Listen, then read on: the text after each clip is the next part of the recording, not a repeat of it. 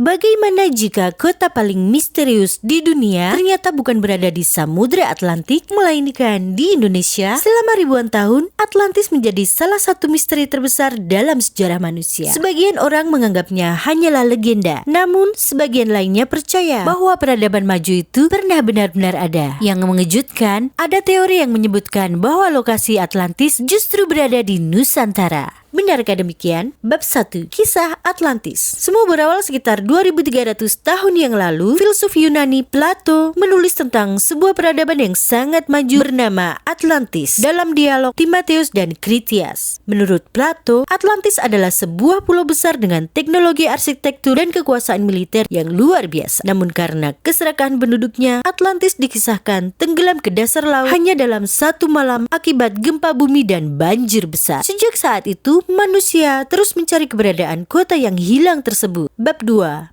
Mengapa Indonesia masuk dalam teori? Selama bertahun-tahun, banyak peneliti mencari Atlantis di Laut Mediterania, Samudra Atlantik hingga Karibia. Namun ada teori lain yang jauh lebih mengejutkan. Teori ini menyebutkan bahwa Atlantis sebenarnya berada di kawasan Sundaland, yaitu daratan luas yang dahulu menghubungkan Pulau Sumatera, Jawa, Kalimantan, dan semenanjung Malaysia ketika permukaan laut masih jauh lebih rendah pada zaman es. Sekitar 12.000 tahun lalu, saat es di kutub mulai mencair, permukaan laut naik lebih dari 100 meter dan menenggelamkan sebagian besar daratan tersebut. Jika melihat peta dasar laut saat ini, memang tampak bahwa Indonesia bagian barat dahulu merupakan satu daratan yang sangat luas. Inilah yang membuat sebagian peneliti bertanya, apakah kisah tenggelamnya Atlantis sebenarnya terinspirasi dari tenggelamnya Sundaland? Bab 3.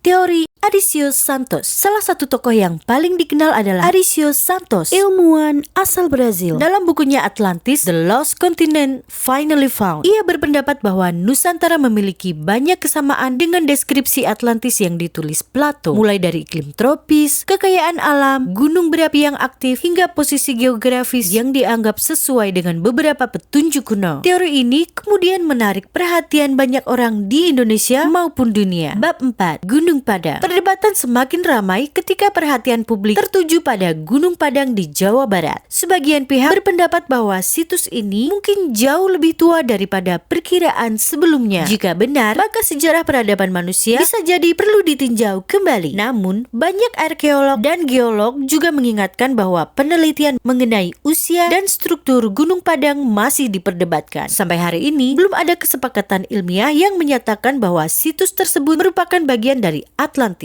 Bab 5. Pendapat ilmuwan. Sebagian ilmuwan menganggap kisah Atlantis hanyalah alegori atau cerita yang digunakan Plato untuk menyampaikan pesan moral tentang kekuasaan dan keserakahan. Sementara itu, peneliti lain berpendapat bahwa mungkin saja kisah tersebut terinspirasi oleh bencana alam besar yang benar-benar pernah terjadi, meskipun lokasinya belum dapat dipastikan. Hingga kini, belum ada bukti arkeologi yang diakui secara luas yang membuktikan bahwa Atlantis berada di Indonesia ataupun di tempat lain. Jadi, benarkah Atlantis berada di Indonesia? Jawabannya, belum ada bukti ilmiah yang dapat memastikannya. Namun satu hal yang pasti, Nusantara memang menyimpan sejarah geologi yang luar biasa. Daratan yang pernah menyatu, naiknya permukaan laut setelah zaman es, dan berbagai situs purbakala yang membuat wilayah ini terus menjadi bahan penelitian dan perdebatan hingga sekarang. Lalu menurutmu bagaimana? Apakah Atlantis hanya legenda yang diciptakan Plato? Ataukah masih ada bagian dari sejarah manusia yang belum berhasil kita ungkap? Komen ya.